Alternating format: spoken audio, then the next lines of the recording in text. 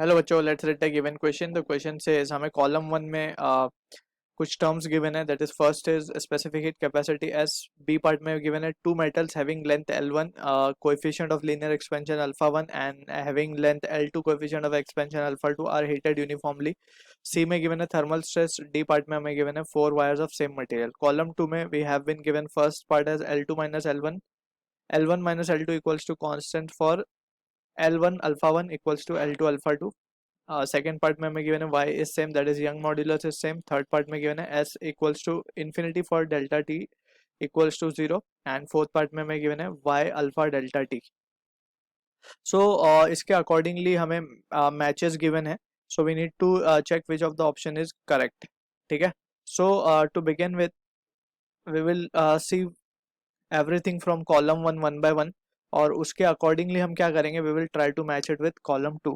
ठीक है, so from this we can say हमारे को फर्स्ट पार्ट में गिवन है specific heat capacity. So specific heat capacity का अगर हम डेफिनेशन देखें, so it is the amount of heat required to raise temperature of unit mass of substance through 1 degree Celsius. ठीक है, और इसका फॉर्मूला हम क्या लिखते हैं स्पेसिफिक हीट कैपेसिटी का, एस इज इक्वल्स टू हम लिखते हैं q by m into delta T. ठीक है, so this is what the specific heat capacity, specific heat capacity, या इसको heat capacity specific heat capacity बोलते हैं, या इसको सी से भी डिनोट किया जाता है, स्मॉल सी लेटर से। ठीक है, अब सेकंड पार्ट में हमसे बोल रहा है two metal having length L1 alpha 1। So let suppose करते हैं कि we have a metal rod जिसकी लेंथ क्या है, L1 है, और इसका coefficient of that is linear expansion is alpha 1। ठीक है, so when we heat this, तो ये एक्सपांड होगा अलोंग इट्स लेंथ। सो जो चेंज इन लेंथ आ रही है हमारे पास, change in length that is delta L will be equals to L1 alpha 1 delta T. ठीक है, so this is what the relation we need to remember. So जितनी change आएगी length की, उतना that can be written as L1 alpha 1 delta T. Similarly अगर rod 2 की भी बात करें, सो हम उसमें क्या लिख सकते हैं, change delta L will be equals to let's say delta L, जो भी चेंज इन आएगा लेंथ में वो होगा L2 अल्फा 2 डेल्टा टी।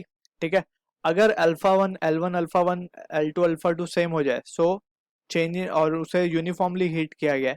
ठीक है ना, सो हम क्या कह सकते हैं, L1 माइनस L2 क्या हो जाएगा हमारा, कांस्टेंट हो जाएगा। ऑलराइट, सो फ्रॉम दिस, ये जस्ट बेसिक अंडरस्टैंडिंग हमें दोनों फॉर्मूलेस की होनी चाहिए। बेसिकली फॉर्मूला एक ही है, यहाँ पे मटेरियल अलग अलग है, तो इसीलिए हमने L2 अल्फा 2 L1 अल्फा 1 के लिए इसे लिया है। ठीक है, सो चेंज इन लेंथ यहाँ पे कुछ और हो सकती है बिकॉज मटेरियल इज डिफरेंट। सो हम यहाँ पे क्या लिखेंगे, change in length will be change in length that is delta L. इसको हम क्या लिख सकते हैं, इसको हम लिख सकते हैं लेट्स से ओरी फाइनल जो लेंथ हो गई है वो एल डैश हो गई है, and so it will be L dash minus L, and that will be equal L1 alpha 1 delta T. ठीक है, और लेट्स से ये केस में जो हुआ है, ये केस में क्या हो गया length, we can consider let suppose इसकी लेंथ हो गई है L double dash minus L2 will be equals to L2 alpha 2 delta T. ठीक है, so this is the condition we can say. अब हमारे पास अल्फा 1 L1 सेम है, अल्फा 2 L2 सेम है, और चेंज इन टेम्परेचर भी सेम है because they are heated uniformly. So what we can write is L1 minus L2 जो होगा, L1 माइनस L2 को हम क्या लिख सकते हैं, that can be written as a constant. ठीक है, सो अब इसके बाद आगे बढ़ते हैं, लेट्स सी सी पार्ट में हमें क्या गिवन है। तो सी पार्ट को अगर हम देखें, so we have been given with thermal stress, thermal stress thermal stress को बेसिकली हम थीटा से डिनोट कर लेते हैं। सो थर्मल स्ट्रेस क्या होता है, basically we can write this as, सबसे पहले तो स्ट्रेस की अगर हम बात करें, so we can write basically Young modulus होता है हमारा stress, longitudinal stress upon longitudinal strain, so just हम स्ट्रेस अपॉन स्ट्रेन लिख रहे हैं। ठीक है, और स्ट्रेन को अगर हम लीनियर के टर्म्स में लिखें, that is change in length upon original length लिखा जाएगा। So we can write stress stress upon strain क्या होगा, change in length upon original length. जैसे हमने डिस्कस किया ये पार्ट में, change in length upon original length that is delta L upon L1 को क्या लिख सकते हैं हम, अल्फा डेल्टा टी।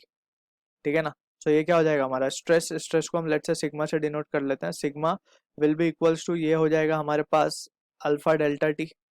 ठीक, अब यहाँ से अगर हम देखें तो स्ट्रेस क्या आ रहा है, दैट इज थीटा, हमने थर्मल स्ट्रेस बोला ऐसे तो हम थीटा लिखेंगे ऐसे बेसिकली।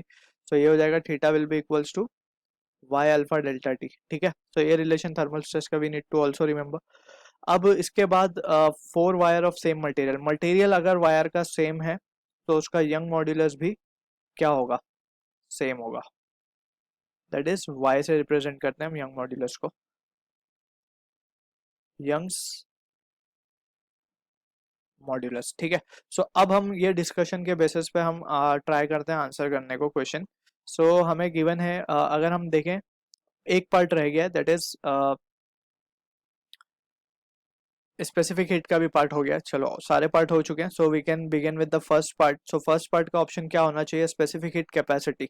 अगर हम ये ऑप्शंस को देखें, सो यहाँ पे अगर डेल्टा टी जीरो हो जाए तो क्या S will be infinity, right. So हम क्या कहेंगे, ए को हम बोलेंगे थर्ड से मैच होता हुआ दिख रहा है ये, ठीक है। अब बात करते हैं बी की।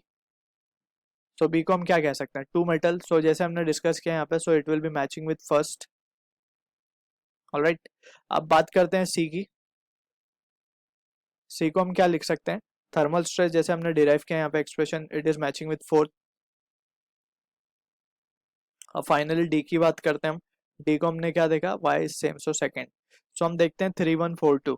सो 3142 is matching with option A, alright. So I hope you understood the solution, all the best.